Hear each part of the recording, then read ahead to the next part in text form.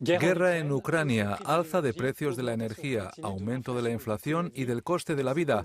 En estas condiciones, ¿cómo puede la Unión Europea mantener el rumbo climático y convencer a los ciudadanos de que se comprometan con la neutralidad del carbono para 2050?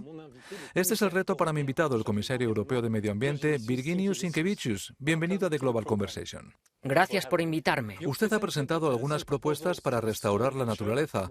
¿Cuáles son los objetivos de la Ley de Recuperación de la Naturaleza? Hemos dado un gran paso, no solamente para proteger la naturaleza, sino también para restablecerla.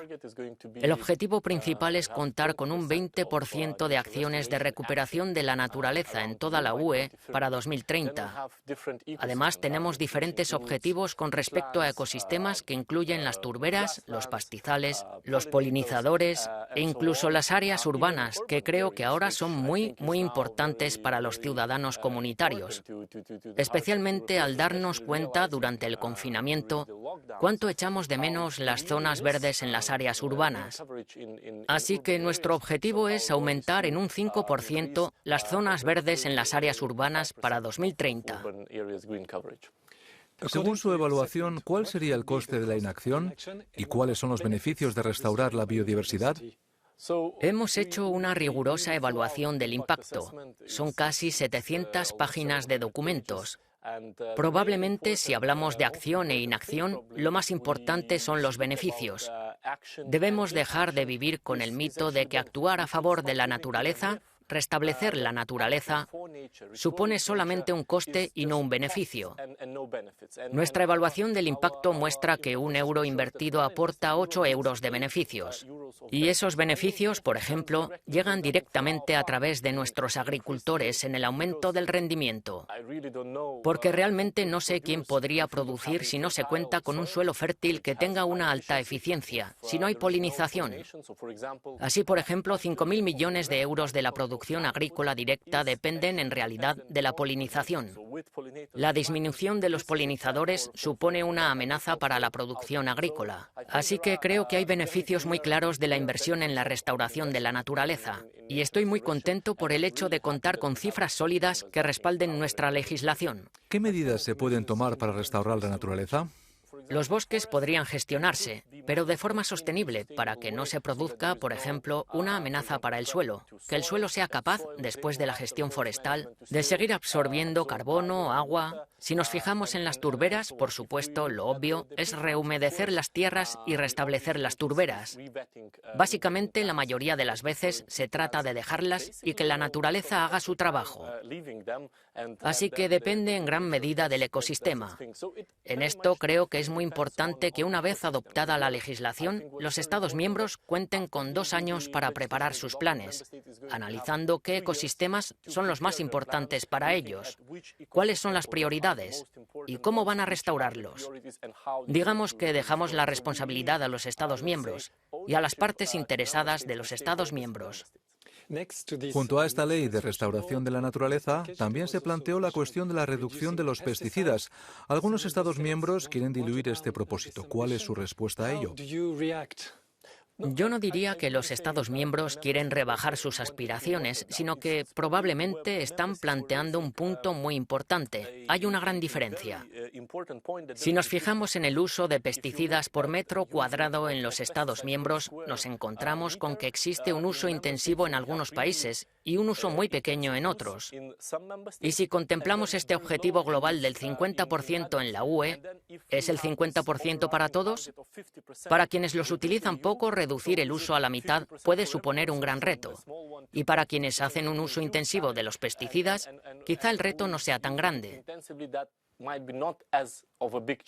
Dadas las dificultades económicas y la guerra en Ucrania, ¿el Pacto Verde sigue siendo una prioridad para la UE?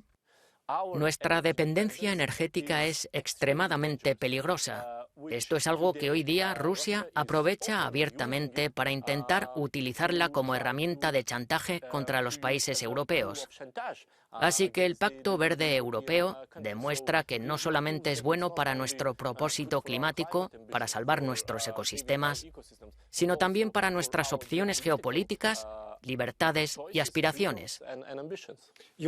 Ha hablado de chantaje. 2 Estados miembros, Alemania y Austria, están considerando reabrir algunas centrales de carbón. ¿Es algo aceptable? ¿Va en contra del objetivo de neutralidad de carbono? Eso es cierto, pero también tenemos que garantizar la estabilidad del mercado a nuestros consumidores. Así que, si es un último recurso o una acción necesaria, tenemos que considerarlo.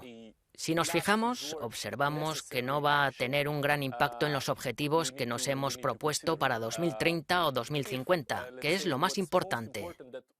El Pacto Verde Europeo no ha llegado para permanecer aquí durante un plazo corto. El Pacto Verde es un objetivo a largo plazo. Y, por supuesto, en ese largo plazo, contemplamos que ocurren cosas inesperadas. Si me preguntaran hace 2 años y medio cómo iba a ser este mandato de la Comisión Europea, estaría completamente equivocado. En primer lugar, sufrimos una pandemia durante casi 2 años. Ahora tenemos una guerra en Europa. Rusia atacó Ucrania. Así que, por supuesto, cambia la dinámica y tenemos que adaptarnos. Pero a largo plazo, nuestros objetivos siguen siendo los mismos. La transición climática tendrá un coste para los ciudadanos y el coste de la vida está aumentando. ¿Cuándo bajarán las facturas? Esa es una muy buena pregunta. Está claro que los costes que están aumentando no están directamente relacionados con el Pacto Verde Europeo. En primer lugar, hemos visto lo que ocurrió con los precios de la energía. Así que, de nuevo, nuestra dependencia de los combustibles fósiles, y en particular del gas, fue la primera y más importante cuestión con respecto al aumento de los costes. Luego, además de eso, Rusia atacó Ucrania. Esto supuso una gran conmoción para las cadenas de valor mundiales. Así que, por supuesto, todos estos acontecimientos van a ejercer presión sobre los precios en Europa. Primero, tenemos que asegurarnos de que contamos con paquetes de acciones suficientes en los Estados miembros para apoyar a los grupos más vulnerables, los grupos socialmente vulnerables, especialmente cuando llega la temporada de poner la calefacción en el territorio comunitario para que los Estados miembros preparen medidas específicas. Lo mismo ocurre con los precios del combustible, pero al final creo que la respuesta es muy clara. Se trata de cuándo vamos a contar con recursos energéticos completamente independientes de terceros países, ya que esto nos hará menos vulnerables y añadirá seguridad en los precios al consumidor. Comisario Sinkevičius, gracias por responder a nuestras preguntas. Gracias.